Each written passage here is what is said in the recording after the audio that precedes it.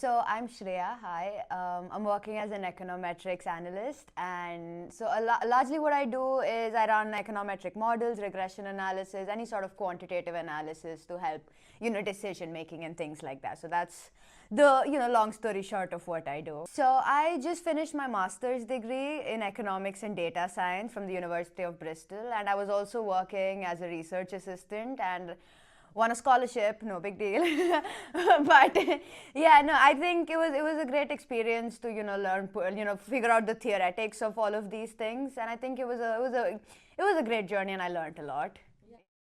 I think the one very interesting thing is you get to see how things play out actually. I think you see a lot, you're like, okay, so that's the theory that I learned about at university. You see everything playing out so clearly, all these market clearing mechanisms and stuff, you're actually able to see it play out in real life. And I think that's something that, you learn a lot more that way too. And additionally, the other thing is that it's much more large scale. I think working in corporate, working at ENODA is much more large scale than, say, a fun little research exercise you do. I think in that sense, it's very interesting, very exciting stuff.